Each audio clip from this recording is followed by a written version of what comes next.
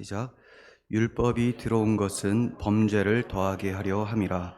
그러나 죄가 더한 곳에 은혜가 더욱 넘쳤나니 이는 죄가 사망 안에서 왕노릇한 것 같이 은혜도 또한 의로 말미암아 왕노릇하여 우리 주 예수 그리스도로 말미암아 영생에 이르게 하려 함이라. 아멘. 네, 오늘 제목은 십자가 대속의 은혜로 왕노릇하라입니다. 십자가 대속의 은혜로 왕노릇하라. 이 제목만 봐도 우리가 이 땅에서 왕처럼 왕 같은 제사장으로 살아갈 수 있는 힘은 십자가 대속이다라는 것을 알게 되죠. 성경이 이것을 증언하고 있습니다. 사람들이 내가 은혜 받았습니다. 참 많은 은혜를 받았습니다. 라고 말을 하지만 그 은혜가 무엇인지를 모르는 사람들이 참 많아요. 무엇으로부터 은혜가 온지를 모르는 사람들도 많습니다. 은혜가 무엇인지를 모르면 은혜를 제대로 받을 수가 없어요. 그래서 우리가 어떻게 은혜가 찾아오게 됐는지, 이 은혜가 우리를 어떻게 살게 하는지 이것을 좀 배워갔으면 좋겠습니다. 사실 여러분들께서 다 아시는 거지만 정리한다고 생각을 하시면 돼요. 알고 있지만 내가 정리가 되지 않으면 이리저리 혼란스러울 수가 있습니다.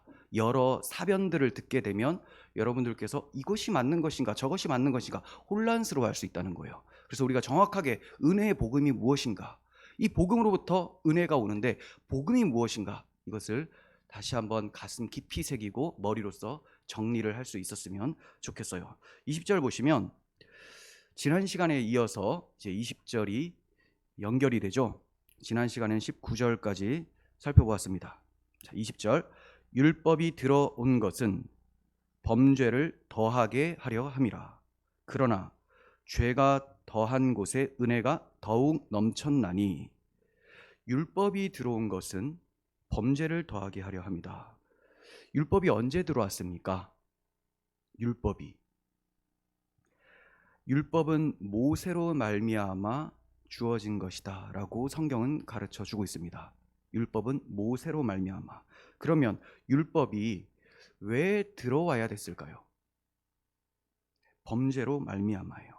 범죄로 말미암아. 그래서 사도 바울은 범죄를 더하게 하려 함이다라고 합니다. 자, 이것은 뭐냐면 율법이 들어오기 전에도 범죄는 있었어요. 그런데 사람들이 자기가 죄인인지를 몰라요. 법이 없으니까 내가 무슨 잘못을 했는지를 모릅니다. 하지만 양심이라는 것이 있어서 자기가 죄인이라는 것은 느껴지지만 어떤 명시적인 법이 없기 때문에 내가 정말 죄인인가 라고 확신을 할 수가 없는, 죄인인 것 같지만 어디 뭐 기준이 없지 않나, 이런 상황이었죠. 그런데 율법이 이스라엘 백성들에게 주어졌습니다. 이걸 통해서 야, 이거 다 죄인이구나, 이게 들통이 나버리는 거예요. 여러분, 율법이라고 하면 여러분들은 십계명만 떠올릴 겁니다. 그러면 안 돼요. 율법은 십계명과 그리고 의식법, 제사법이라고 하죠. 그리고 시민법 함께 있습니다. 자, 이 십계명을 흔히 도덕법이라고 해요. 도덕법. 그리고 제사법, 시민법. 시내산에서 모세가 율법을 받을 때에 십계명을 받았죠. 이것만 알면 우리에게는 절망밖에 없고 지옥밖에 없습니다. 그런데 십계명과 함께 들어온 것이 또 다른 율법이에요. 십계명도 율법, 그 외 제사법, 성막, 식양을 주시죠. 식양. 성막을 어떻게 지어라.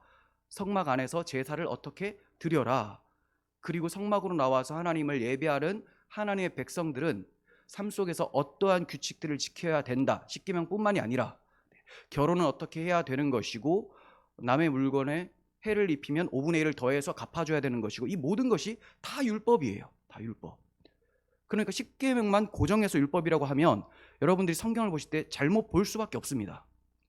자, 이 율법이란 것, 뭐 때문에 들어왔느냐? 죄인임을 드러내기 위해서 들어온 거예요. 죄인임을. 십계명이라는 하나님의 거룩함 앞에서, 하나님의 거룩함, 어느 계명이 제일 큽니까? 라고 물었더니 하나님을 사랑하고 이웃을 사랑하라. 이것이 가장 큰 계명이다라고 말씀하셨어요. 그러면 하나님의 거룩함, 거룩은 구별입니다. 아, 하나님 우리와 다르구나. 그리고 10계명은 또 무엇을 담고 있느냐? 사랑을 담고 있다. 그죠? 그래서 하나님 사랑, 이웃 사랑. 1계명부터 4계명까지는 하나님 사랑, 5계명부터 6계명까지 이웃 사랑 아니냐? 그죠? 그럼 이 율법이 뭐냐? 이 율법 계명은 예수 그리스도가 누구신지를 보여주는 거예요. 예수 그리스도, 하나님의 거룩하신 자, 하나님의 사랑이 그리스도를 통해서 나타나시죠. 그리고 또 다른 율법, 제사법, 시민법이 있습니다. 성막, 식양. 이게 왜 있어요?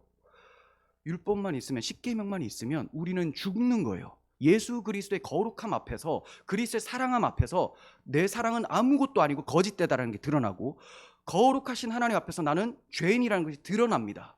그런데 이 율법판이 죄인들에게 떨어지니 죄인들이 그걸 받고 다 지키겠습니다라고 했는데 어떻게 돼요? 금송아지 만들어버리죠. 율법판 받으러 올라갔는데, 모세가 율법판 받으러 올라갔는데 밑에서 금송아지 만듭니다. 모세가 내려오면서 율법판을 깨트려버려요.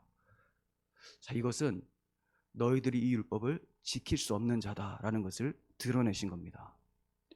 그런데 율법이 왜 깨지냐? 저들이 죽어야 되는데 율법이 왜 깨집니까? 율법이신 분이 깨져서 너희를 하나님 백성 되게 해주시겠다, 이거예요. 그 내용이 어디에 있느냐? 제사법, 시민법에 다 들어가 있습니다. 성막, 식양에. 그래서 율법, 이렇게 보시면 돼요. 율법판이 제사 불에, 제단 불에 던져져서 활활 타서 태워집니다. 이게 십자가예요. 율법을 다 어디서 이룹니까? 십자가에서 다 이루는 거예요. 십자가에서 10계명과 제사법과 시민법 모두 다 그리스도의 십자가 사랑에서 이루어집니다. 하나님을 사랑해서 죽기까지 순종하신 하나님 사랑, 우리를 사랑하여 자기를 버리신 이웃 사랑, 이것이 십자가에서 이루어졌기 때문에 하나님의 모든 의를 이루었다라고 하는 겁니다. 그 십자가를 믿으면 그분의 의가 우리에게 전해지는 거예요. 제가 원고에 이걸 쓰질 않았는데 또 이게 드러나네요. 제가 요즘에 이거를 여러분들에게 너무 강조를 하고 싶거든요. 이거를 다른 날에 날 잡고 하려고 했는데 이게 너무 중요하기 때문에, 율법에 대한 인식을 제대로 잡지 못하면 계속해서 갈라디아 교회 사람들, 바울이 갈라디아 주의를 비판했거든요. 율법을 잘못 보고 있어서. 야, 너희 아직까지 날과 달과 절기를 삼가 지키니 내가 너희를 위해서 수고한 것이 헛될까 하노라. 난 십자가 복음을 전했는데 아직까지 율법이 살아있다고 생각해버리니 어떻게 되나? 율법은 이제 어디로 들어왔습니까? 우리 마음판에.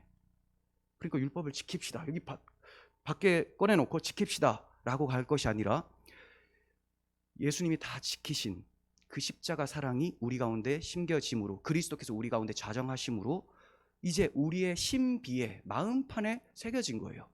그래서 성도들은 십자가 사랑을 묵상하면 할수록 그리스도의 삶을 살아가게 되는 거예요. 정말로 계명의 지킴의 삶이 막 나타나게 되는 겁니다. 이것을 고린도후서 5장 14절에서 사도 바울이 그리스도의 사랑이 강권하시는도다 이랬어요. 그리스도의 사랑이 우리를 이끌고 간다. 이거를 놓쳐버리면 신율법주의가 돼요. 십자가를 강조하지 않고 내가 거룩하게 살아서 계명을 지켜서 하나님께 영광 돌려보겠다라고 하면, 나는 처음에는 십자가로 시작을 했는데 왜 이렇게 내 삶이 고단하고 힘들지? 무거운 짐을 진 것 같지? 주님께서는 나를 죄에서 해방하셨다고 했는데 나는 왜 이렇게 정죄감이 찾아오나? 아, 예수께서 다시 십자가를 바라보라고 하는구나. 십자가에서 내 죄를 다 대속하셨구나. 자, 그걸 알고 정죄함 없이 또다시 지키자. 그럼 또다시 지키다 또 넘어져요. 또 정죄감이 밀려옵니다. 또 십자가로 가서 내 죄를 대속하신 예수님을 다시 묵상해요. 아, 죄는 사하여졌지. 또다시 지키자. 노동의 반복입니다. 이게 갈라디안주의예요. 이게. 우리는 율법을 지키기 위해서 사는 자들이 아니라 그리스도께서 십자가에서 이루신 그 사랑을 힘입어서 율법 지킨 자의 삶이 나타나게 되는 거예요. 더 이상 정죄함이 없습니다. 이 복음을 놓쳐버리면, 복음도 이 은혜의 복음, 무슨 은혜? 십자가에서 나타난 하나님의 사랑, 그 은혜를 놓쳐버리면 노동이 되는 거예요. 무거운 짐. 어리석도다 갈라디아 사람들아, 예수 그리스도께서 십자가에 못 박히신 것이 너희 눈에 밝히 보이거늘 누가 너희를 꾀더냐? 꾀는 사람들이 많이 있습니다. 자기도 알지도 못하는 사이에 꿰는 사람들이 있어요. 그래서 바로 바울이 뭐라고 하느냐? 내가 한 가지 물어보겠다. 너희가 성령을 받은 것이 믿음으로냐? 율법 행위로냐? 이렇게 얘기를 해요. 그리고 하는 말이 너희가 성령으로 시작하였다가 육체로 마치겠느냐? 갈라디아 교회 사람들한테 말하는 거예요. 갈라디아 사람들이 예수 그리스도로 말미암아 구원받는다고 했어요. 하지만 저들은 이방인들에게 너희가 할례를 받아서 우리와 같이 유대인으로 편입이 되면 우리의 메시아 예수 그리스도가 너희의 죄를 용서해 주실 것이다. 이방인으로 있을 때는 안 된다. 할례를 받아라. 아직까지 율법이 살아있는 거죠. 할례도 율법에 들어가 있으니 할례를 받고 유대인으로 들어와라. 민족 이스라엘에 국한되어 있습니다. 그리고 여기서 율법을 지켜라. 못 지켜도 누가 있어요? 예수님이 있으니까 네가 못 지킨 거, 흘린 거 내가 청소해 줄게. 뒤에 따라가면서. 그러니까 계속 지켜라. 또 못 지켜? 뒤에 따라가는 예수가 있다. 다 치워주신다. 이게 갈라디아주의예요. 이거는 율법을 완전히 해결한 게 아니죠. 이게 유대 그리스도인들이 초기에 가졌었던 복음이라고 착각하고 있었던 다른 복음이었어요. 사도 바울이 너희가 다른 복음을 전한다라고 하잖아요. 내가 받은 복음하고 너희가 받은 복음이 다르다. 십자가에 못 박힌 예수만 전해야 되는데 왜 계속 이거를 하라 저거를 하라라고 얘기를 하냐. 그리고 그리스도는 십자가에서 대속만을 이루었다. 십자가에서. 그거 아니다. 십자가가 처음과 끝이다. 십자가가 칭의와 동시에 성화의 동력이다라고 가르쳐주고 있는 거예요. 그래서 우리가 시작할 때 십자가로 시작을 했는데 살아가면서 십자가를 놓치잖아요. 그럼 무거운 삶이 되어져요. 정죄감이 찾아옵니다. 우리는 정죄감이 아니에요. 죄를 혐오하는 마음은 찾아와요. 하지만 정죄는 당하지 않습니다. 죄가 미운 거예요. 왜 밉냐? 나를 사랑하사 나를 위하여 십자가에서 죽으신 예수가 밝히 보이니 죄가 미운 거죠. 이 죄 때문에 주님이 죽으셨으니. 그러니까 주의 사랑에 끌려서 죄를 혐오하게 되고 주의 의를 더욱더 추구하게 되는 것, 거룩함을 추구하게 되는 거예요. 이것은 어떠한 성화를 무너뜨리는 교리가 아닙니다. 성화를 더욱더 공고히 세우는 교리라는 거예요. 십자가 복음은. 아무리 성화를 강조해도, 아무리 하나님께 영광 돌리십시오 해도 십자가 없으면 하나님께 영광이 안 돼요. 빌립보서 2장 11절에서도 바울이 예수 그리스도를 주로 시인함으로 말미암아 하나님께 영광 돌리게 하셨다. 그 앞에는 예수님이 하나님의 본체신데 종의 형체를 가지사 사람들과 같이 되셨고 죽기까지 낮아지셨다라고요. 죽기까지. 그래서 하나님이 지극히 높여 모든 이름 위에 뛰어난 이름을 주고 모든 사람을 그분의 발 앞에 무릎 꿇게 하셨다. 그 예수 그리스도의 이름으로 하나님께 영광 돌리겠다. 예수님의 이름이 뭡니까? 사역을 담고 있잖아요. 십자가 사역. 이걸로만 영광을 돌릴 수 있는 거예요. 십자가를 통과하지 않고 나의 의가 드러나면 은혜라고 할지라도 성화도 은혜입니다. 그럼 무슨 은혜냐? 십자가에서 나오는 은혜. 이거를 빼버리면 노동이 되어진다는 거예요. 이 복음의 신비를 잊어서는 안 됩니다. 그래서 오늘날에 오직 은혜라고 얘기를 하면서도 성도들의 삶이 계속 무거운 짐처럼 되는 이유가 여기에 있습니다. 갈라디아주의로 빠지고 있는 거예요. 여러분 설교를 들어보십시오.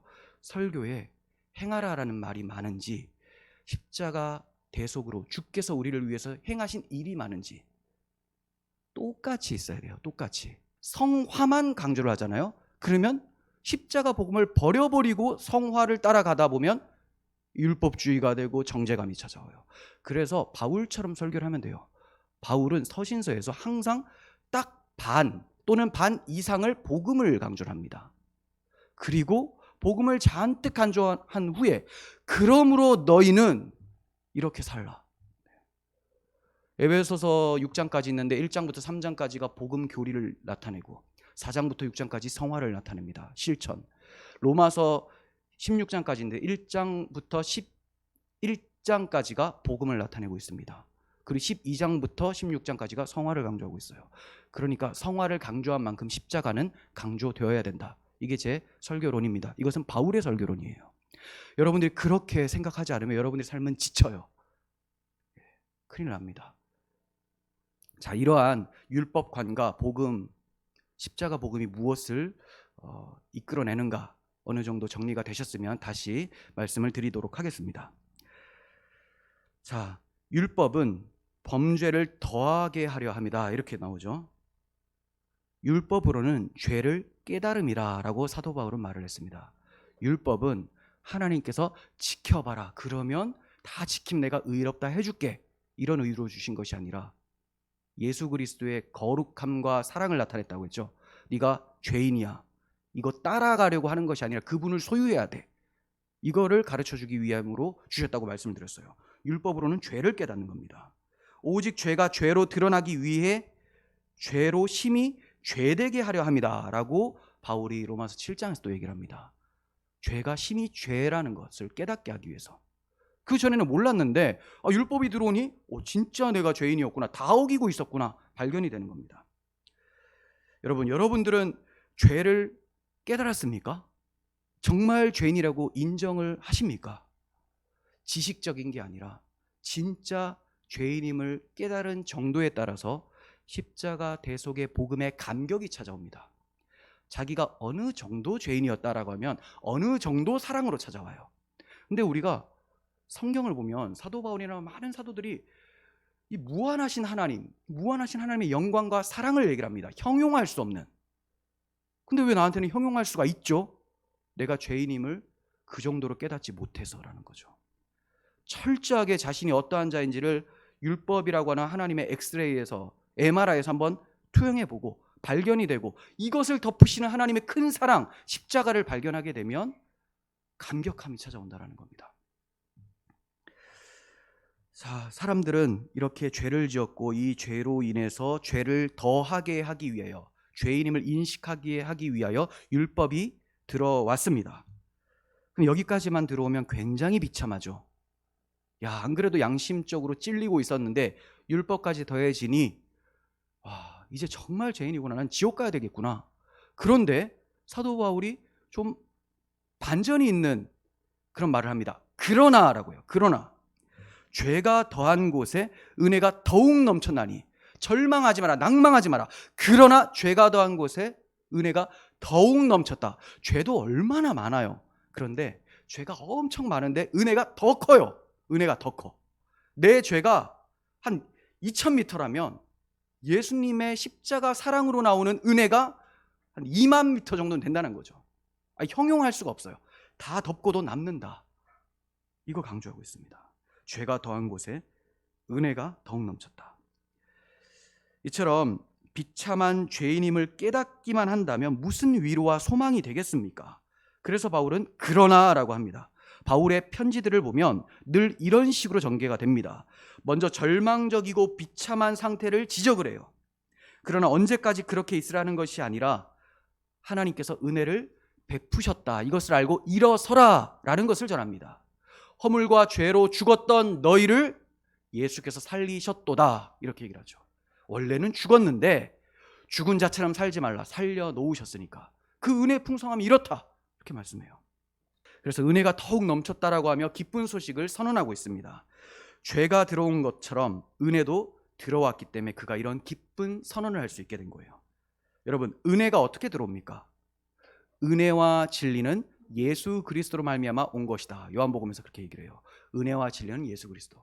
아까 율법은 모세로 말미암아 주어졌는데 은혜와 진리는 예수 그리스도로 말미암아 들어왔다. 은혜가 왜 들어와야 됩니까?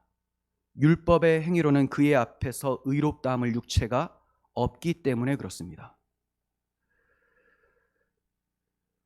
사도 바울은 이어서 죄가 더한 곳에라고 해요. 죄가 더한 곳에. 죄가 더한 곳이 뭘까요? 그 곳이라는 곳은 여기예요. 여기. 심령, 우리 심령. 그러니까 세상에 죄가 더해졌다가 아니라 다 죄인이고 아주 시커먼 죄인이고 온 세상이 흑암인데, 죄가 더해졌다라는 것은 자기가 얼마나 죄인임을 깨닫게 된 심령을 얘기를 하는 거예요. 그 심령 가운데에 은혜가 더욱 넘쳤다. 그러니까 내가 죄인임을 인식하는 정도에 따라서 은혜는 그 크기가 서로 달라질 수 있다는 거죠. 바울이 엄청나게 은혜를 받은 사람이에요. 나는 죄인 중에 괴수다, 수장이다. 죄인의 우두머리다. 그러니 내게 임한 은혜는 가장 크다라고 얘기를 하는 사람입니다. 여러분 어떻습니까? 여러분들은 죄인 중에 괴수다라는 말이 내가 했어야 되는데 라고 생각할 정도로, 그 정도로 죄에 대해 탄식하고 있습니까? 그렇다면 하나님께서 그리스도를 통하여 십자가 사랑을 베푸신 것이 너무나 감격스러울 거예요. 참을 수 없을 정도로. 그렇게 되면 당연히 그 십자가를 전하게 되죠. 사람들은 누구나 자기가 자랑스러워하는 것, 자기가 좋아하고 기뻐하는 것을 많이 말하게 됩니다. 강단에서 무엇을 많이 말해야 될까요? 제가 제일 기뻐하는 거 저는 말하고 있어요. 여러분들은 그것을 계속 들으셨을 줄 압니다. 하지만 그것이 아니라 다른 것을 전하고 있다면 그 사람은 그것을 가장 기뻐하는 거예요. 대부분 죄의 심각성을 깨닫지 못하고 살아갑니다. 죄를 모르면 은혜에 대한 감사도 감격도 있을 수가 없어요. 즉 은혜 받았다라고 말을 하더라도 죄를 인식하지 못한 채 받은 은혜이기 때문에 거짓 은혜예요. 거짓 은혜.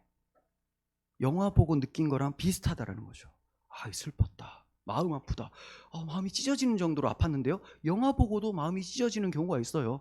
제가 예전에 박신양 씨 나왔던 편지라는 영화 보고 얼마나 가슴을 찢으면서 울었는데요. 약속이라고 울리려고 작정하고 만든 영화다. 네.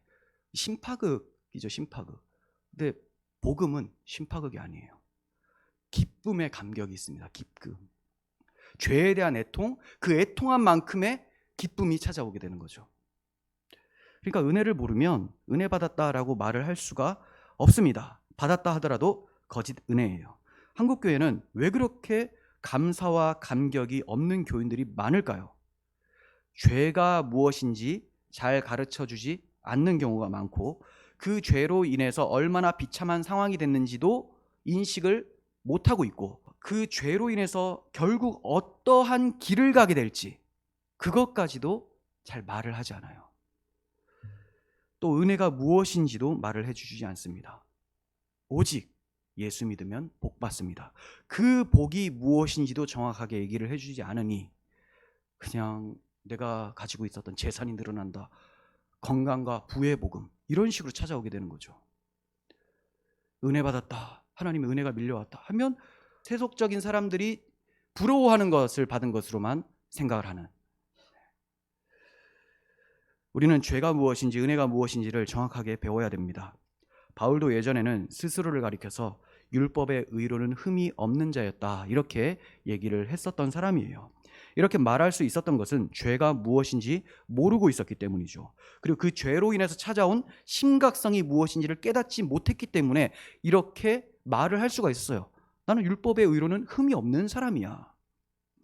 마치 자신이 율법을 잘 지키고 있었던 것과 같이 진짜 지켰던 것으로 착각을 하면서 그렇게 나 율법 잘 지키는 사람이야, 이렇게 얘기를 하고 있었던 거예요. 그럼 바울이 어떻게 죄를 깨닫게 됩니까? 율법이 탐내지 말라고 말하지 않았더라면 내가 탐심을 알지 못했을 것이다, 이렇게 얘기를 해요. 탐내지 말라. 무슨 계명이에요? 몇 번째 계명? 10번째 계명이죠. 1번부터 9번까지 잘 지키고 있었다라는 거예요, 사도 바울이. 근데 마지막 10번째 계명 보니 탐심? 그거는 마음의 문제 아닌가? 그 전에는 행위로 되는 것 같아 보였는데 10번째 계명에 딱 이르게 되니 이거 마음의 문제구나. 그러면 내가 1번부터 9번까지 지켰던 것, 1계명에서 9계명까지 지켰던 것이 다 가짜로 지키게 되었구나. 다 거짓이 들통이 나버린 겁니다.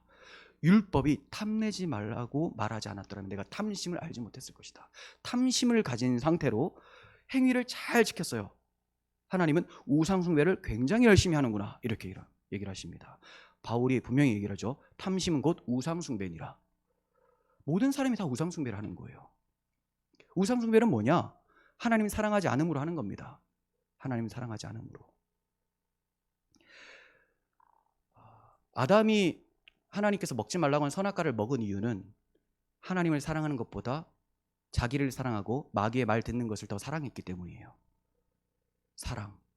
하나님과 아담과의 관계가 신랑과 신부와의 관계라는 것을 가르쳐주기 위해서 아담에게 그 몸에서 갈비뼈로 하와를 주셨습니다. 둘이 열심히 사랑하라, 그게 아니라 하나님이 신랑, 아담이 신부라는 것을 가르쳐주기 위해서. 그러니까 결혼 언약이에요. 아담에게 주셨던 언약은 결혼 언약, 사랑의 언약. 그런데 이것을 하나님을 사랑하지 않고 이거 잘 지켜봐야 되겠다라는 생각이 마귀로부터 찾아옵니다. 그러다 보니까 억울해 보이고 날 속박하는 것 같고 먹어버려요. 외간 남자로 가버린 거죠. 마귀에게로 가버린 겁니다. 벌거벗겨진 겁니다. 둘이 간음하고 있는 현장에서 모텔방 문을 팍 열었더니 벌거벗고 있는 겁니다. 부끄러운 거죠. 이게 수치심이에요. 죄로 인한 수치심. 하나님 앞에서 가릴 수가 없는 거예요. 가려본다고 했어요. 커튼 뒤로 숨었어요. 안 된다는 거예요. 법정 최고형으로 사형으로 다스려야 되는데 반드시 죽으리라. 그런데 하나님께서 가죽옷으로 덮어주십니다. 무화과 나무 잎이라는 커튼으로 가리고 있었던 것을 치워라. 이걸로 안 된다. 가죽옷, 짐승의 희생을 통해서 내가 덮어주겠다. 자기 아들의 희생을 통해서 구원해 주겠다라는 복음을 선포해 주신 거예요. 그러니까 하나님을 사랑하지 않고 무언가를 한다.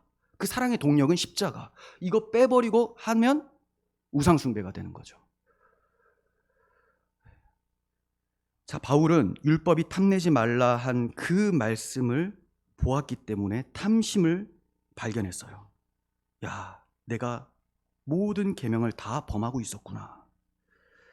마음의 문제였구나. 마음의 문제. 하나님 사랑의 문제였구나. 그래서 율법이 하나님 사랑, 이웃 사랑이라고 말씀하신 겁니다. 예레미야 17장 9절부터 봅니다. 만물보다 거짓되고 심히 부패한 것은 마음이라. 누가 능히 이를 알리오마는. 만물보다 거짓되고 심히 부패한 것, 제일 더러운 게 마음인데 그 마음에 하나님이 없으니, 하나님 없고 정욕으로 가득 차 있으니 이게 제일 더러운 건데 사람들이 몰라요. 그런데 하나님은 그 마음을 봅니다. 사람들이 못 보고 있는 그 마음을 하나님 보세요. 나 여호와는 심장을 살피며 폐부를 시험하고 각각 그의 행위와 그의 행실대로 보응하나니. 네. 그러니까 마음이 변화되어져야 돼요. 마음이. 바울이 죄를 짓지 않으려고 얼마나 노력했었던 사람입니까? 그는 로마서 7장 23절에서 내 지체 속에서 한 다른 법이 내 마음의 법과 싸워 내 지체 속에 있는 죄의 법으로 나를 사로잡는 것을 보는도다, 이렇게 얘기를 합니다. 내 지체 속에 한 다른 법, 한 다른 법. 계속 정죄감이 오는 거예요. 계속 정죄감. 내 마음의 법과 싸워서 내 지체 속에 있는 죄의 법으로 나를 사로잡는 것을 본도다. 마음으로 죄를 안 지으려고 엄청 노력을 했는데 계속해서 정죄감이 찾아옵니다. 율법을 지켜서 하나님께 영광 돌려보려고 했었던 마음에 괴로움이 찾아온다는 것을 바울의 탄식을 통해서 우리는 보게 되죠. 그는 바로 이어서 오라 나는 곤고한 사람이로다. 누가 이 사망의 몸에서 나를 건져내랴 탄식을 합니다. 야, 내가 율법 잘 지키려고 했는데 이게 마음 문제였구나. 그럼 마음을 하나님 앞에 잘 쏟아보려고 그렇게 노력을 했는데 마음조차도 잘 쏟아지지 않는구나. 하나님 사랑함이 안 나타나는구나. 왜 이렇게 죄의 법이 나를 사로잡지? 정죄감이 찾아오지? 오라 나는 공고한 사람이로다. 누가 이 사망의 몸에서 나를 건져내랴. 근데 반전이 일어나요. 바울이 깨닫게 됩니다. 탄식을 하고 있다가 내가 놓치고 있었던 게 있었다. 바로 그리스도의 십자가 사랑이다. 우리 주 예수 그리스도로 말미암아 하나님께 감사하리로다. 갑자기 바뀌어요, 분위기가. 누가 이 사망의 몸에서 나를 건져내랴. 와, 감사로 바뀝니다. 무엇 때문에? 우리 주 예수 그리스도로 말미암아. 그분의 무엇? 8장 1절에 바로 연결돼서 나와요. 그리스도께서 나를 위하여 대신 정죄를 받으셨다는 그 십자가 사랑 때문에 내가 의롭다함을 받고 이제 더 이상 정죄함이 없구나. 내가 마음으로 하나님을 사랑하지 못했던 이유는 그리스도의 대속의 복음을 놓쳐버렸기 때문에. 그래서 그냥 하나님 말씀 잘 들어야 되는데 왜 이러지? 이 늘 딜레마였는데 복음 놓쳤기 때문이다. 누구든지 다시 복음으로 돌아가면 그리스도의 피가 말라 비틀어지는 우리의 영혼을 살리실 것입니다. 십자가로 나가시길 바랍니다. 21절 봅니다. 이는 죄가 사망 안에서 왕노릇한 것 같이 은혜도 또한 의로 말미암아 왕노릇하여 우리 주 예수 그리스도로 말미암아 영생에 이르게 하려 함이라. 21절에는 두 나라가 나옵니다. 두 왕국. 그리고 두 왕국에서 왕노릇을 하는 것이 대조적으로 나타나요. 하나는 죄의 왕국과 또 하나는 은혜의 왕국이에요. 죄의 왕국에서 왕노릇을 하는가? 아니에요. 죄의 왕국에서는 죄의 지배를 받는 종살이를 해요. 여기서 죄라고 하는 단어 하마르티아를 단수로 씁니다. 죄. 그리고 은혜도 카리스 단수로 써요. 그리고 의로 말미암아라고 하죠. 디카이오시네. 이것도 단수예요. 그러니까 하나의 죄가 들어와서 아담으로부터 계속 맥락이 그래요. 5장이 아담으로부터 죄가 들어와서 나를 이렇게 죄의 종살이하게 만들었는데 하나의 은혜가 들어왔다. 은혜와 진리는 예수 그리스도로 말미암은 것이다. 그리스도의 무엇? 십자가에서 나오는 그 대속의 의로서 하나의 의예요. 그 의로서 내가 다스림을 받으니 이제 은혜의 왕국에서 왕노릇하게 된 겁니다. 여러분은 어떤 왕국에 속해 있습니까? 죄의 왕국에 속해 있다면 여러분들의 삶이 종살이 같을 겁니다. 하지만 은혜의 왕국에 속해 있다면 하나님 앞에서 주님 저는 주의 종입니다 라고 말하지만 종살이가 아니에요. 복음을 아는 종살이는 아들처럼 사는 겁니다. 그래서 착하고 충성된 종아라고 하는 말은 내 사랑하는 아들아 하고 똑같은 말이 되는 거예요. 종처럼 자기가 충성을 다하겠다는 말이고 사실 신분은 하나님의 아들이다라는 것이 되는 거죠. 여러분들은 어느 왕국에 속해 있습니까? 모두가 은혜의 왕국에서 의의 왕 예수 그리스도의 통치를 받아 살며 이 세상을 왕처럼 이기며 살아가시기를 바랍니다. 그러면 죄의 왕국에는 어떠한 권세가 있을까요? 죄가 사망 안에서 왕노릇한 것 같이라고 얘기를 하죠. 죄가 왕노릇하는데 도구가 있어요. 사망. 너 죽을래? 이거예요. 그러니까 이 죄 때문에 죽음이 들어왔죠. 이제 이 죽음이 무서워서 사람들은 마귀에게 굴복을 합니다. 안 죽으려고. 근데 그게 진짜 죽는 건데 안 죽으려고 발버둥 치며 여러 가지를 고안해내는 것이 죽는 행동인데 그걸 모르고 이렇게 살면 살겠지. 돈 많이 모으고 뭐 어디 의지하고 건강하고 명예를 얻으면 내가 좀 존재가 있는 것 같고 살아나는 것 같고 이게 다 죽는 거라는 거죠. 그 사망이 무서워서 사망의 세력을 잡은 자 마귀에게 종살이를 했는데 그걸 벗어나기 위해서 발버둥 쳤던 행동들이 더 마귀의 종살이를 하게 되는 거예요. 그러니까 점점 뭘 하면 할수록 굴레로 빠져들어갑니다. 사망을 도구로 하여 죄가 왕노릇을 해요. 죄가 힘을 갖는 이유는 율법을 통해서 인간을 보니 다 죄 아래 가두어지게 됩니다. 율법을 통해서. 예수 그리스도와 우리를 비교해버리니 하나님과 피조물인 인간을 비교해버리니 죄인을 비교해버리니 죄가 심히 죄가 되죠. 네, 드러나요. 그래서 사망이 쏘는 것은 죄요 죄의 권능은 율법이다라고 바울이 얘기를 한 거예요. 사망은 죄를 쏘는데 이 죄의 권능이 율법 때문에. 그럼 율법이 다 이루어지면 되는 거예요. 율법이 십자가에서 다 이루신 거예요. 그게. 은혜의 왕국에는 어떤 권세가 있을까요? 죄의 왕국에는 사망이 율법으로 왕노릇을 했는데 은혜의 왕국에는 은혜도 의로 말미암아 왕노릇한다. 의로. 어떠한 극악한 죄인이라도 은혜가 임하면 의롭다함을 받아서 왕노릇하게 된다라는 것을 말해주고 있습니다. 누가복음 18장 13절 보시면 천하의 나쁜 놈처럼 보이는 세리가 있어요. 자기 동족의 피를 빨아 먹으면서 세금을 막 걷어가지고 로마에 갖다 바치면서 다 갖다 바치는 것이 아니라 일정 양만 갖다 바치고 나머지는 자기가 다 주머니에 집어넣는 흡혈귀 같은 이런 죄인 세리. 그 직업이 그랬어요. 직업이 세금 걷는 사람. 자, 근데 그가 기도를 합니다. 세리는 멀리 서서 감히 눈을 들어 하늘을 쳐다보지도 못하고 다만 가슴을 치며 이르되 하나님이여 불쌍히 여기소서 나는 죄인으로소이다 하였느니라. 내가 너희에게 이르노니 이에 저 바리새인이 아니고, 바리새인들은 자기가 하나님 앞에서 율법을 지킨 행동, 일회 금식을 몇 번씩 하고 율법 어떻게 지켰고 11조 어떻게 했고 이 자기 의를 나타냈었던 거, 이런 사람이 아니라 이 사람, 세리, 죄인이라고 한 이 사람이 의롭다 하심을 받고 그의 집으로 내려갔느니라. 무릇 자기를 높이는 자는 낮아지고 자기를 낮추는 자는 높아지리라 하시니라. 어떠한 죄인이라도 자기가 죄인임을 깨닫고 그리스도의 십자가 대속을 붙잡으면 그 사람은 구원을 받습니다. 이처럼 의롭다 해주는 은혜가 어떻게 찾아옵니까? 즉 은혜의 왕국에 어떻게 거할 수 있게 되었습니까? 로마서 3장 20절부터 26절. 그러므로 율법의 행위로 그의 앞에 의롭다 하심을 얻을 육체가 없나니 율법으로는 죄를 깨달음이라. 이제는 율법 외에 하나님의 한 의가 나타났으니, 이 의가 뭐냐라는 거예요. 잘 보세요. 율법 외에 하나님의 한 의가 나타났다. 율법을 온전히 지킬 수 있으면 의롭다함을 받는데 예수님 같은 사람이 없죠. 피조물 중에 없어요. 하나님처럼 똑같은 의를 가진 사람이 없습니다. 그래서 하나님께서 율법 말고 다른 방법의 의를 주시는 거예요. 자, 그 의가 나타났습니다. 율법과 선지자들에게 증거를 받은 것이다.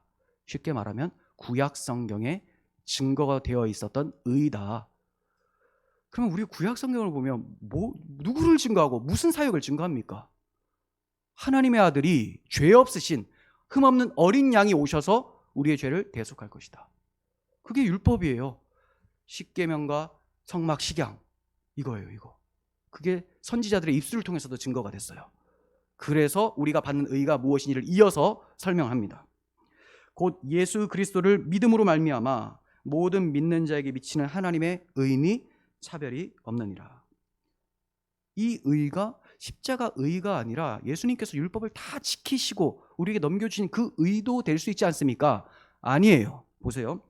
모든 사람이 죄를 범하였음에 하나님의 영광에 이르지 못하더니 그리스도 예수 안에 있는 속량으로 말미암아 하나님의 은혜로 값없이 의롭다 하심을 얻은 자 되었느니라.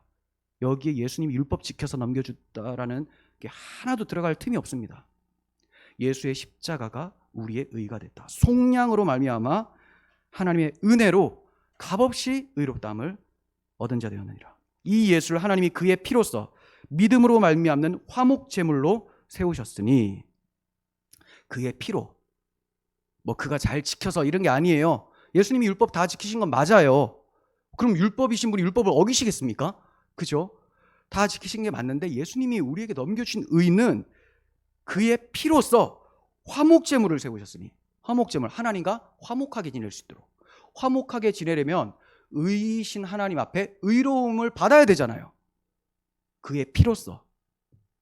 이는 하나님께서 길이 참으시는 중에 전에 지은 죄를 간과하심으로 자기의 의로우심을 나타내려 하심이니, 곧 이때 자기의 의로우심을 나타내사 자기도 의로우시며 또한 예수 믿는 자를 의롭다 하려 하심이라.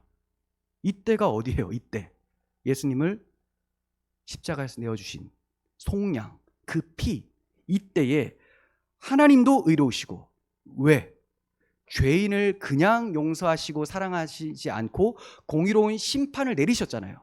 다만 나에게 내려진 것이 아니라 예수께 내려졌기 때문에 하나님의 공의가 이때에 십자가에서 나타난 것이고, 또 하나님의 사랑의 의, 사랑, 이건 어떻게 나타나냐?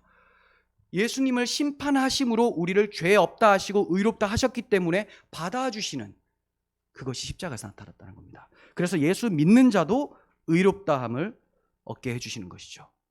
이해가 되시죠? 성경은 너무나 분명합니다. 제가 이것을 주장하는 성경 구절을 얘기를 하면 한 5-6시간을 할 수 있을 것 같아요. 이미 정리해 놓은 것이 그렇습니다. 그렇지만 그것을 여러분들에게 지금 막 가르쳐 드리려고 설교하는 것이 아니라, 십자가의 복음이 얼마나 영광스럽고 우리는 이 십자가로 시작하고 끝을 맞춰야 된다, 이걸 강조하기 위해서기 때문에 그런 걸 다 하지는 않겠습니다. 정리해둘 거는 정리를 해두셔야 되는 거예요. 의롭다 해주시는 권세를 어떻게 갖게 됐죠? 의롭다 해주시는 권세가 우리에게 어떻게 주어지게 됐는가? 속량으로 말미암아 그의 피로써 이때에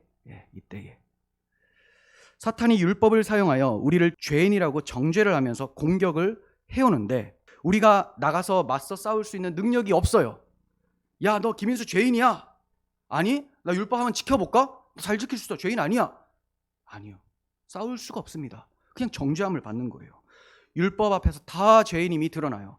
이것을 가르쳐 주신 에피소드가 여러분 잘 아시는 다윗과 골리앗의 싸움입니다. 골리앗이 블레셋 장수로 등장을 하죠. 블레셋은 이스라엘 백성들을 위협하고 있는 사탄 마귀를 예표하는 나라입니다. 나라. 거기에 장수, 머리가 등장을 했어요. 자, 그쪽 이스라엘 하나님 백성 중에 머리 한번 나와봐라 했는데 나올 수 있는 머리가 없어요. 그 당시 왕이 누구였습니까? 가짜 머리거든요. 인간이 세운 왕, 인간이 택하여 세운 사울 왕. 인간의 힘으로는 도저히 나설 수가 없어요. 사울이 막 머뭇머뭇하고 있으니 막 조롱합니다. 그때 다윗이 딱 등장을 해요. 그래서 듣도 보도 못한 목동이 나와가지고 내가 싸우겠습니다. 내가 나서 싸우겠다. 그래서 나서서 싸웠는데 골리앗의 머리가 터지게 되죠. 지난 시간에 말씀드린 대로 두 머리 간의 싸움이에요. 우리가 나서면 죽어요. 하지만 다윗이 나서서 골리앗을 이긴 것처럼 우리의 머리이신 예수 그리스도, 다윗의 자손 예수 그리스도께서 사탄의 머리를, 뱀의 머리를 여자의 후손이, 창세기 3장 15절에 여자의 후손이 뱀의 머리를 상하게 하심으로 이제 우리도 이긴 자가 된 거예요. 그분이 십자가에서 이겼잖아요. 그분이 언제 율법을 다 지켜서 이겼습니까? 십자가에서 이기시고 이 이기신 의를 우리에게 주시니 우리도 마귀를 넉넉하게 이길 수가 있는 거예요. 그래서 세상에서 감당을 못하는 사람들이 그리스도인이다. 내가 세상을 이겨노니 너희도 이긴다. 주님이 말씀하신 게 이게 이렇게 적용이 되는 겁니다. 십자가를 놓치면 이긴 사람이라는 것을 잊어버리게 돼요. 갑자기 이제 사울이 등장하게 되는 거죠. 내가 한번 나가 싸워보겠습니다. 골리앗한테 목 잘립니다. 큰일 납니다. 내가 나가실 것이 아니라 그리스도의 십자가를 앞에 전면에 내세우시면 아, 이긴 싸움이구나. 어째서 사탄의 머리가 상하게 됐습니까? 예수님이 율법의 요구를 다 이루셨기 때문에 그렇죠. 율법의 요구. 또 이렇게 말씀드리면 아, 십계명 다 지키셨구나. 그걸 이루었다라고 하는구나. 다 지키신 거 맞아요. 아니라고 하지 않습니다. 다 지키셨는데 율법의 요구는 우리에게 무엇을 요구해요? 정죄를 요구하죠. 정죄. 율법을 어긴 자는 죽어라. 반드시 죽으리라. 라고 한 정죄를, 그 요구를 주님이 십자가에서 다 이루십니다. 그리고 또 요구해요. 물론 완전히 용서된 깨끗한 상태가 의로운 상태예요. 이 상태를 의롭다고 해요. 이 상태를 의롭다. 자, 그런데 이 의가 무엇으로 왔냐? 똑같은 그 십자가에서 율법의 요구, 정죄를 다 대속하시고 그리고 우리를 의롭다 하신 것도 그 십자가라는 거죠. 여기에서 벗어나면 안 돼요. 십자가는 나무의 한 면은 하나님께서 공의로운 심판을 하신 것이고 또 다른 한 면은 하나님의 사랑이 우리에게 나타난 거예요. 의. 그런데 여기에서 예수님이 율법을 지켜서 의롭다함을 한다면 또 다른 걸 하나 뚝 꽂아버리면 십자가 반토막이 나게 시작되죠. 그러면 어떻게 돼요? 예수님이 우리를 위해서 대속만 하셨고 십자가에서 의롭다는 것은 율법을 지키신 것이기 때문에 우리는 계속 율법을 지켜가면서 못 지키면 다시 십자가를 보고 지쳐. 이게 두 가지로 나눠져 버린 겁니다. 그러면 설교에서 십자가가 반토막만 나는 게 아니라 한 10분의 9가 다 날아가 버립니다. 왜냐하면 이전 것이 되어버렸잖아요. 이전 것. 아, 우리 대속 받았잖아. 계속 전제로 깔고 얘기를 해요. 제가 이거를 왜 한국 기독교가 이렇게 힘이 없을까? 복음에 감격이 없을까? 왜 이렇게 두려움이 많을까? 그 좀 딜레마가 있었는데 이게 풀리기 시작한 거예요. 그래서 십자가 설교가 사라져서 그렇구나. 강단에서 이전부터 계속 그걸 강조를 했지만 이렇게 명확하게 보인 것이 최근에 들어서 좀 혼란스러워하고 있었던 것이 정리가 되면서 하나로 쭉 연결이 되더라고요. 여러분들께서도 이것을 이렇게 정리를 해 놓으시면 신앙생활할 때 아주 십자가의 능력으로 탄력받아서 신앙생활을 할 수 있을 거라고 생각해서 계속 강조해서 말씀을 드리는 겁니다. 자, 그리스도 예수 안에 있는 속량으로 말미암아 하나님의 은혜로 값없이 의롭다함을 얻은 자 되었느니라. 네. 십자가에서 하나님의 공의도 만족시켜 주시고 우리에게 주시는 의도 십자가에서 나오게 된 것입니다. 다시 정리해서 말씀드리면 십자가에서 죽기까지 순종하심으로 율법이 죄인에게 요구하는 죄값, 사망이죠. 즉 하나님의 공의를 만족시켜 드린 것이고 우리가 얻게 된 의도 십자가 순종의 의가 되는 거예요. 십자가 순종은 사랑이죠. 사랑. 우리를 사랑해서 사랑은 율법의 완성이라 그 율법을 다 지키신 거예요. 십자가에서. 이것을 율법을 다 이루시고 넘겨주신 의라고 하는 것입니다. 율법이 무엇입니까? 예수님께서 내 마음을 다하고 목숨을 다하고 뜻을 다하여 주 너의 하나님을 사랑하라 하셨으니 이것이 크고 첫째 되는 계명이요 둘째도 그와 같으니 내 이웃을 내 자신과 같이 사랑하라 하셨으니 이 두 계명이 온 율법과 선지자의 강령이니라. 강령. 매달려 있다라는 겁니다. 율법과 선지자가 어디에? 사랑이라는 것에 이렇게 포대기에 착 쌓여가지고 이렇게 대롱대롱 매달려 있어요. 이 사랑을 탁 놓쳐버리면 율법과 선지자가 다 쏟아져 내리는 거죠. 그 율법 지키는 의의가 없는 거예요. 그러면 사람이 친구를 위하여 자기 목숨을 버리면 이보다 더 큰 사랑이 없나니라고 하신 대로 십자가에서 율법의 요구를 다 이루셔서 사랑을 이루셔서 우리에게 넘겨주신 겁니다. 우리를 사랑하셔서 자기 목숨을 내어주신 사랑이 우리의 의로 찾아오게 된 거예요. 그래서 의롭다함을 받았다는 것은 하나님의 사랑을 받은 자 이렇게 해석을 할 수가 있는 거죠. 그래서 사도들은 자주 성도들을 가리켜서 사랑하는 자들아 이렇게 얘기를 해요. 사랑하는 자들아. 이제 하나님의 사랑을 받았으니 사랑하는 자들이 되었다라는 거예요. 그리스도의 사랑 안에서 하나님을 사랑하는 자들로 인정하게 됐고 서로 사랑하는 자들로 살아가게 된다.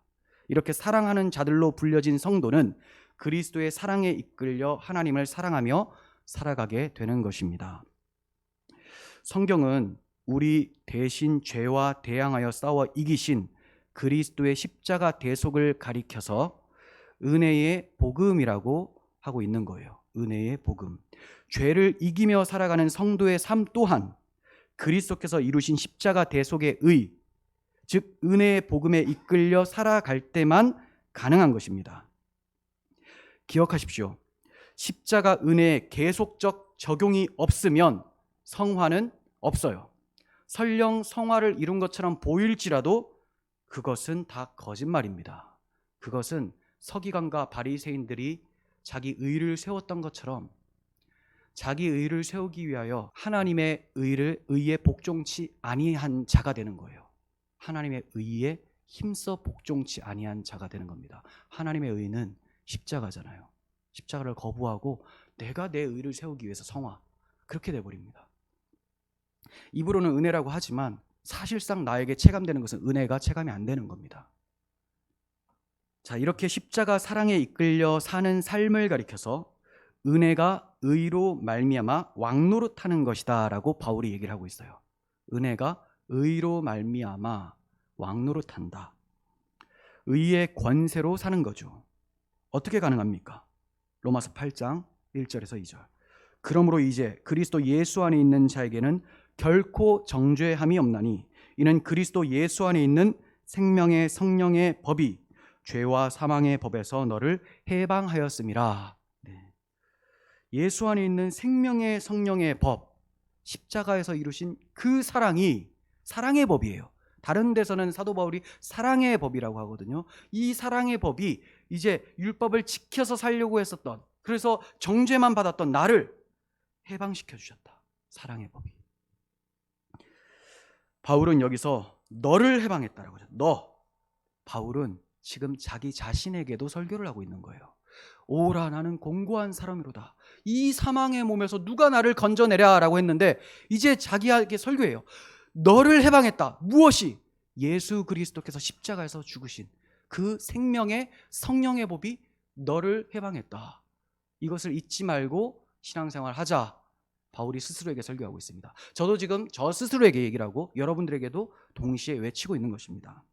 이것이 바로 의의 권세, 은혜의 왕노릇이에요. 십자가로 충만한 것, 이를 달리 말해 성령 충만이라고 해요. 이것을 모르니 성령 충만을 어떤 그 신비주의적인 그 현상으로만 보는 거예요.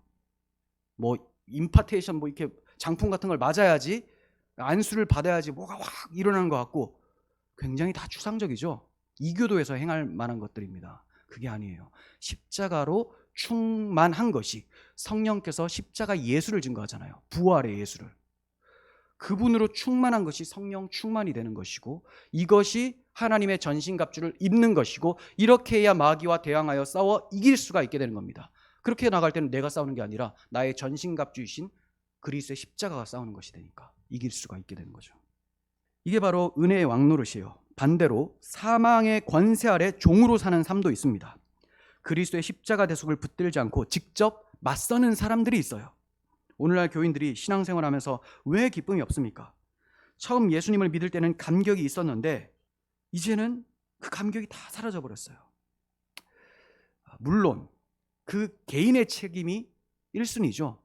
개인의 책임. 하지만 저는 설교자로서 설교 강단의 책임이 크다고 봅니다. 설교자의. 개인의 책임은 복음을 개인적으로 붙들거나 열망하고자 하는 열심이 없고 계속 마음을 딴 데로, 하나님 사랑이 아닌 다른 곳으로 사랑을 해버렸기 때문에 책임이 주어지는 것이고, 왜 그렇게 돼버렸는가? 이것은 복음을 전하지 않는 설교자의 책임이라는 겁니다. 그 설교자도 처음에는 죄와 사망의 법에서 해방이 되고 성령으로 거듭난 사람이었어요. 하지만 설교자가 되어서는 십자가를 설교하지 않고 있기 때문에 자기도 죽어가고 그 설교를 듣는 사람들도 죽어가게 되는 것이죠. 처음 믿을 때 진심으로 그리스도를 영접했다면 천국은 가겠으나 그의 삶은 여전히 오라 나는 곤고한 사람이로다. 누가 이 사망의 몸에서 나를 건져내랴. 바울이 탄식했던 것을 평생 하게 되는 겁니다. 물론 우리가 살아가다가 이 탄식이 종종 일어나요. 하지만 내가 십자가라는 성화의 동력을 놓치고 있었구나. 이것을 깨닫는다면 기쁨 가운데 다시 신앙생활을 할 수 있게 돼요. 그게 아니라 십자가는 단순히 죄를 처리해 주는 것만 그렇게 생각한다면 이 바울의 탄식은 계속해서 한결같이 계속됩니다. 무거운 짐이 돼요. 그러나 죄가 더한 곳에 은혜가 더욱 넘쳤나니, 바울은 이렇게 얘기합니다. 여러분, 정죄감에 빠지지 마시고 죄가 더한 곳에 은혜가 더욱 넘쳤다. 이제 그리스도 예수 안에 있는 자에게는 결코 정죄함이 없다. 이 십자가 복음을 붙드시길 바랍니다. 사탄은 지금도 주의 성도들을 공격하고 있어요. 어떤 성도들? 의롭다함을 받은 성도들까지도 공격을 해요. 네가 진짜 의로워? 네가 정말 이런 거 맞아? 그럼 우리는 무엇을 꺼내야 돼요? 예수께서 입혀주신 십자가의 의를, 보혈을 꺼내야 되죠. 근데 거기에서 아니야, 그래도 내가 저 집사보단 더 낫잖아, 이런 식으로 하면 딱 그 집사도 죽고 이 집사도 죽고 다 죽어요. 다. 그게 아니에요.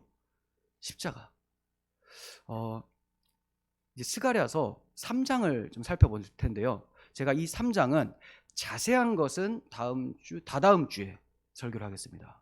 그런데 지금은 마귀가 어떤 시로 공격을 하는데 하나님이 그 마귀를 어떻게 책망하시고 쫓아버리시는지 그것에만 말씀을 드리겠습니다. 스가랴 3장 1절부터 10절 끝까지.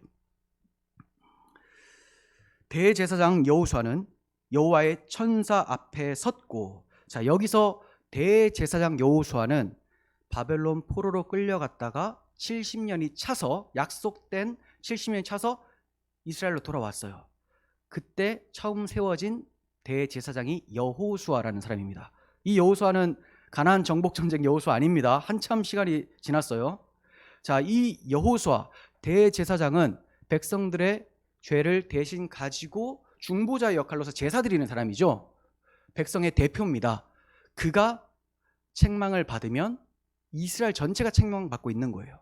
자, 그리고 시대는 어떤 상황이냐? 바벨론 포로에서 돌아왔는데 성전이 불타고 없는 상황이에요. 성전을 짓도록 동력하는 것이 스가랴서와 학개서예요. 이 스가랴서에서 대제사장 여호수아를 필두로 성전을 짓고 있는데 마귀가 딱 와서 공격을 하는 겁니다. 너같이 더러운 놈이 무슨 성전을 짓느냐고, 네가 무슨 하나님 백성이냐고, 이렇게 얘기를 하는 거예요. 봅니다. 대제사장 여호수아는 여호와의 천사 앞에 섰고 사탄은 그의 오른쪽에 서서 그를 대적하는 것을 여호와께서 내게 보이시리라. 여호와께서 사탄에게 이르시되 사탄아 여호와께서 너를 책망하노라. 이스라엘을 택한 여호와께서 너를 책망하노라. 그냥 책망하시면 안 돼요. 왜냐하면 죄인을 정죄하는 거기 때문에 마귀가 하는 짓이 합당합니다. 그렇죠? 여호수아가 왜 책망받느냐? 뒤에 보시면 더러운 옷을 입고 있거든요. 그것은 그의 의예요. 인간의 의. 더러운 옷. 왜 불에서 꺼낸 그슬린 나무관이냐라고 했습니까? 바벨론 포로로 끌려가서 완전히 정죄받고 만신창이가 되어 있기 때문에 네 모습을 봐라. 네가 무슨 하나님 백성이고 네가 무슨 대제사장이냐? 네 옷 한번 봐라. 여호수아가 더러운 옷을 입고 천사 앞에 서 있는지라. 그래서 책망을 하고 있는 거예요. 정죄. 죄인들은 정죄받아 마땅하죠. 네.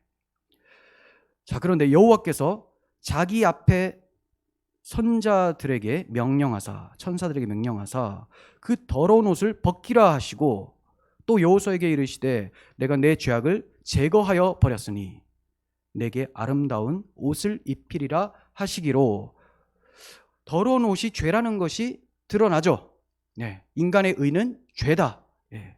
그 죄악을 제거하여 버렸다. 어떻게? 벗겨버렸으니. 벗긴 채로 그냥 둔 게 아닙니다. 벗긴과 동시에 항상 입혀지는 거예요. 네. 벗긴과 동시에. 그래서 아름다운 옷을 입게 됩니다.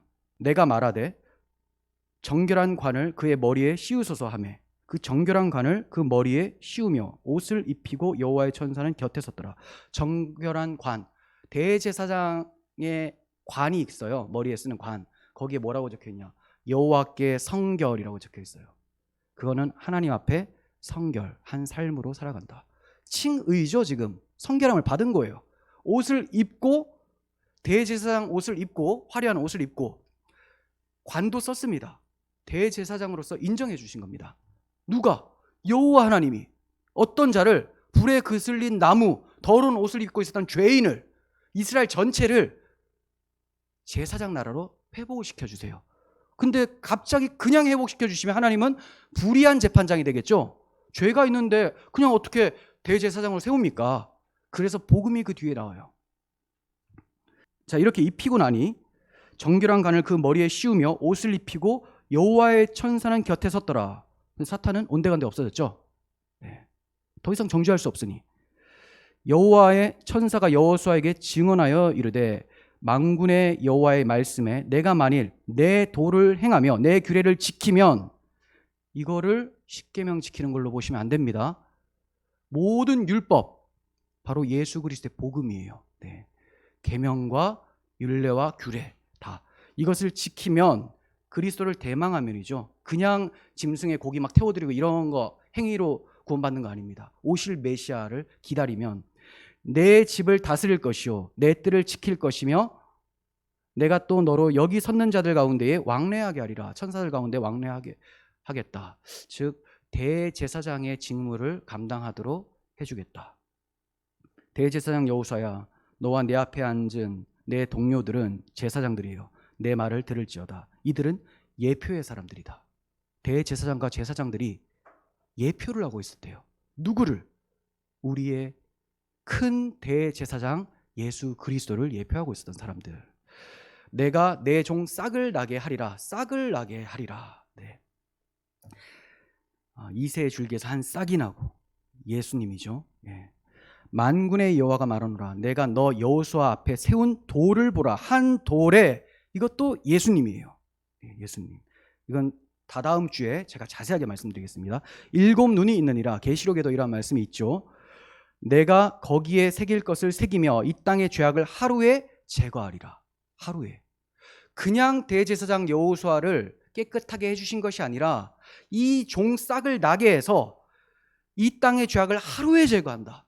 십자가에서 온전한 대속, 영단번에 대속하신 것을 말씀하고 있어요. 만군의 여호와가 말하노라. 그날에 너희가 각각 포도나무와 무화과나무 아래로 서로 초대하리라. 포도나무와 무화과나무는 기쁨과 평강의 시대를 말을 하고 있는 거예요. 복음의 시대로 너를 초대하겠다.